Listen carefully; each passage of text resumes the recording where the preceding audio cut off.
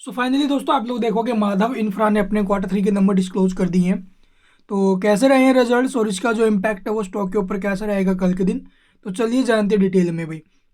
तो यहाँ पर आप लोग देखोगे भी हम डिस्कस करेंगे इसके जो अनऑडिट फाइनेंशियल रिजल्ट्स हैं इसको लेकर के। All figure in rupees lakh में दिया गया डाटा अभी इसको करोड़ में कन्वर्ट करेंगे।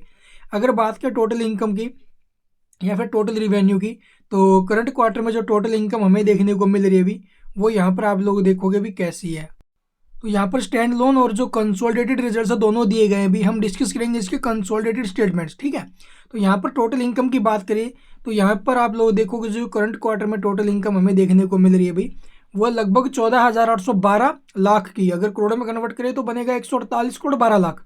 जो प्रीवियस में क्या थी, लगभग 88 करोड़ की इनकम, और प्रीवियस ईयर के सेम क्वार्टर में भी 88 करोड़ की इनकम थी। तो income year to year and quarter to quarter हमें काफ़ी अच्छी इंक्रीज होते हुए नजर आ रही है अभी। इसके अलावा अगर बात करें इसके एक्सपेंस को लेकर, यानी कंपनी जो खर्चे किए हैं अभी, तो यहाँ पर आप लोग देखेंगे टोटल एक्सपेंसेस जो हमें देखने को मिल रहे हैं करंट क्वार्टर में वो है भाई लगभग 144 करोड़ के। प्रीवियस में 83 करोड़ थे और प्रीवियस ईयर के सेम क्वार्टर में 81 करोड़ के एक्सपेंस। तो एक्सपेंस भी इसके बड़े हैं, लेकिन रिवेन्यू तो आप लोग देखोगे फिर से ज़्यादा है इसके एक्सपेंस से।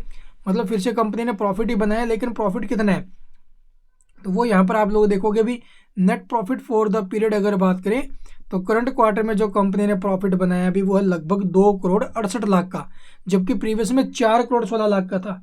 यानी कि प्रीवियस क्वार्टर से जो प्रॉफिट है वो करीब 50% ड्रॉप हुआ है। And year to year basis पर आप लोग देखोगे 3 करोड़ से 2 करोड़ पर प्रॉफिट आया है, तो प्रॉफिट में डिक्लाइन वहाँ पर भी है। तो year to year and quarter to quarter expense high होने की वजह से जो इसका प्रॉफिट है वो ड्रॉप होते हुए नजर आ रहा है भाई।